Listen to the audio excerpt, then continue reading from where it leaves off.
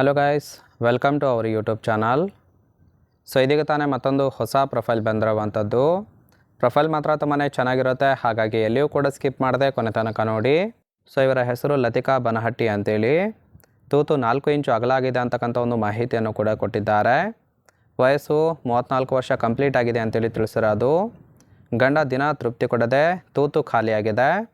ಇನ್ನು ಕೆಲಸ ಗೃಹಿಣಿಯಾಗಿ ಮನೆಯಲ್ಲೇ ಇರುತ್ತೇನೆ ಅಂತೇಳಿ ಇನ್ಫಾರ್ಮೇಷನ್ ಕೊಟ್ಟಿರೋದು.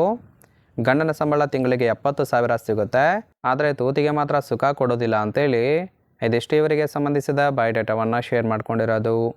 ಹಾಗೆ ಫ್ರೆಂಡ್ಸ್, ಮೋಸ ಮಾಡುವ ಹೆಂಡತಿಯ ಗುಣಗಳು ಹೇಗಿರುತ್ತೆ ಅಂತೇಳಿಯೂ ಕೂಡ ಕೆಲವೊಂದು ಮಾಹಿತಿಯನ್ನು ಕೊಟ್ಟಿದ್ದಾರೆ.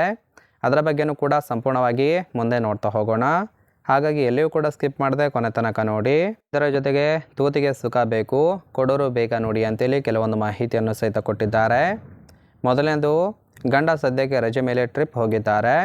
ಸೊ ಈ ಒಂದು ಸಮಯಕ್ಕೆ ತೂತು ತೆಂಗಿ ಸುಖವನ್ನು ಕೊಡೋರು ಬೇಕು. ಸೊ ಬಂದರೆ ಅಗಲ ಮಾಡಿ ಕೆಂಪು ತೂತು ಕೊಡುತ್ತೇನೆ, ಸುಖವನ್ನು ಕೊಡಬಹುದು.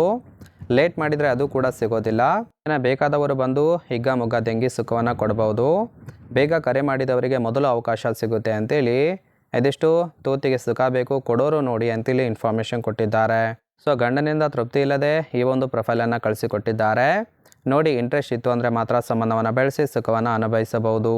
ಹಾಗೆ ಫ್ರೆಂಡ್ಸ್, ಗುಣ ಹೀಗಿದ್ದರೆ ಸಾಕು, ತೂತು ರಿಜಿಸ್ಟರ್ ಆದಂಗೆ ಅಂತೇಳಿ ಇವರಿಗೆ ಸದ್ಯ ಬೇಕಾಗಿರುವ ಗಂಡಿನ ಗುಣಗಳ ಬಗ್ಗೆಯೂ ಕೂಡ ಇವರೇ ಖುದ್ದಾಗಿ ಕೊಟ್ಟಿದ್ದಾರೆ. ಮೊದಲನೇದು, ಸಮಯಕ್ಕೆ ತಕ್ಕಂತೆ ಬಂದು ಸುಖವನ್ನು ಕೊಡೋರು ಬೇಕು ಅಂತೇಳಿ ಎಕ್ಸ್ಪೆಕ್ಟೇಷನ್ ಮಾಡ್ತಾ ಇರೋದು. ಎರಡನೇದು, ತೂತು ತೆಂಗಿ ಬೇಜಾರಾಯಿತು ಅಂದರೆ ಮೊದಲೇ ತಿಳಿಸಬೇಕು, ಏಕೆಂದರೆ ಬೇರೆಯವರಿಗೆ ಅವಕಾಶವನ್ನು ಕೊಡುತ್ತೇನೆ ಅಂತೇಳಿ ತಿಳಿಸಿದ್ದಾರೆ. ತೂತು ನಾನು ಓಪನ್ ಮಾಡುತ್ತೇನೆ, ದೆಂಗಿ ಸುಖವನ್ನು ನೀವು ಕೊಡಬೇಕು. ತೃಪ್ತಿ ಅನ್ನಿಸಿದರೆ ಒಂದಿಷ್ಟು ದುಡ್ಡು ಸಹಾಯ ಮಾಡುತ್ತೇನೆ ಅಂತೇಳಿ ತಿಳಿಸಿದ್ದಾರೆ.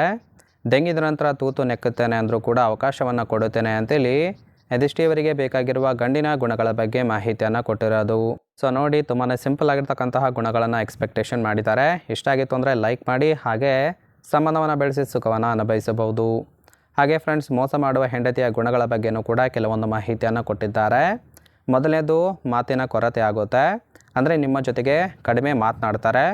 ಎರಡನೇದು, ಅನಾಮಿಕತೆ, ಅಂದರೆ ಮೊಬೈಲ್ ಹೆಚ್ಚು ಬಳಸೋದು ಮತ್ತು ಅಪರಿಚಿತರ ಜೊತೆಗೆ ಸಂಬಂಧವನ್ನು ಬೆಳೆಸೋದಕ್ಕೆ, ಗಮನ ಸೆಳೆಯೋದಕ್ಕೆ ಪ್ರಯತ್ನವನ್ನು ಮಾಡುತ್ತಾರೆ ಅಂತೇಳಿ ತಿಳಿಸಿದ್ದಾರೆ. ಮೂರನೇದು, ಅಸಹಜ ವರ್ತನೆ, ಅಂದರೆ ಹಠಾತ್ತಾಗಿ ಅವರಲ್ಲಿ ಬದಲಾವಣೆಯನ್ನು ನಾವು ಕಾಣಬಹುದು. 4, ಸಮಯದಲ್ಲಿ ವ್ಯತ್ಯಾಸ, ಅಂದರೆ ಅಸಾಮಾನ್ಯ ಸಮಯಕ್ಕೆ ಹೊರಗಡೆ ಇರೋದು ಕೂಡ ಒಂದು ಕಾರಣ ಅಂತೇಳಿ ತಿಳಿಸಿದ್ದಾರೆ. 5ನೇದು, ಅಪರಿಚಿತ ಖರ್ಚುಗಳು, ಅಂದರೆ ಅನಾವಶ್ಯಕ ಖರೀದಿಗಳನ್ನು ಮಾಡೋದು ಕೂಡ ಮೋಸ ಮಾಡುವ ಹೆಂಡತಿಯ ಗುಣಗಳಂತೇಳಿ ಮಾಹಿತಿಯನ್ನು ಕೊಟ್ಟಿದ್ದಾರೆ. ಸೊ ನಿಮಗೆ ಇಷ್ಟ ಆಗಿತ್ತು ಅಂದರೆ ದಯವಿಟ್ಟು ಒಂದು ಲೈಕ್ ಮಾಡಿ.